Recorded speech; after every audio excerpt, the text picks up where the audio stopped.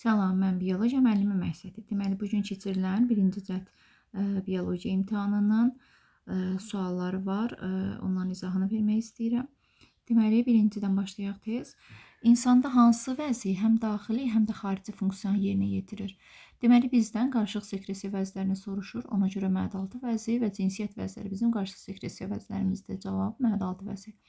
Yaşıl quş mamırının çoxalmasını əks etdirən sxemdə göstərilən bütün hüceyrələrin xromosom yığımına cəmi nəyə bərabərdir? Bütün hüceyrələrin xromosom yığımı soruşur.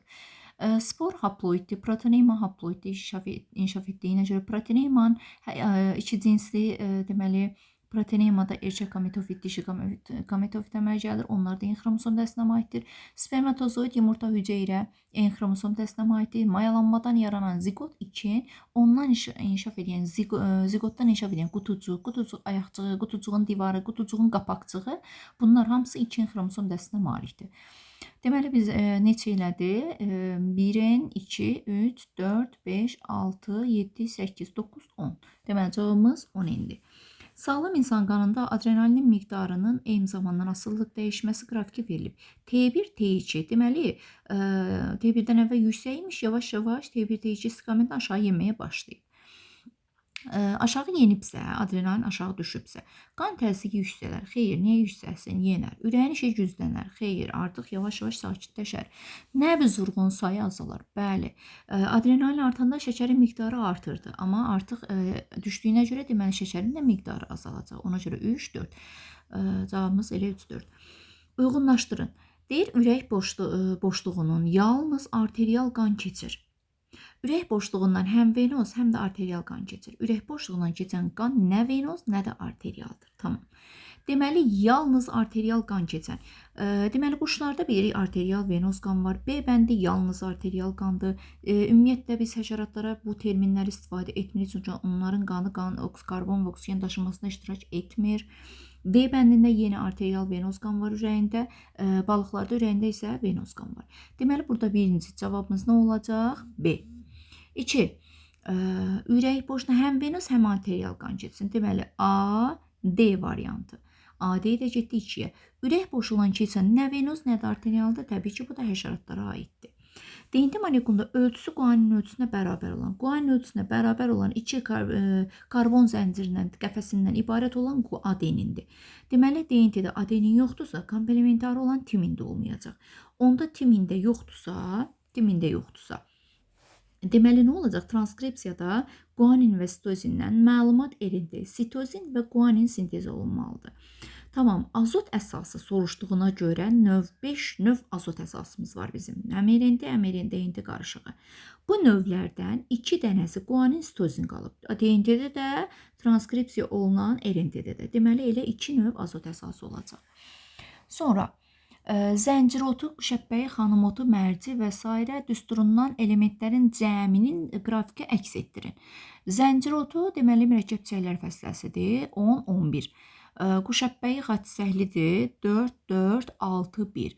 15 elədi. Xanım otu badımcan çiçəklərdir. 5, 5, 5, 1. 16 elədi. Mərci paxlallardır. Deməli, neçə eləyəcək? 5, 5, 10, 1. 20, 21. Mərci də artdı. Tütün yenə badımcan çiçəklərdir. 10, 10, 15, 16. Quduzotu xaç çiçəklidir. Neçə elədi? 10, 15. Eşək qanqalı necədir? Mürəkkəb çiçəklərdir. O da 11.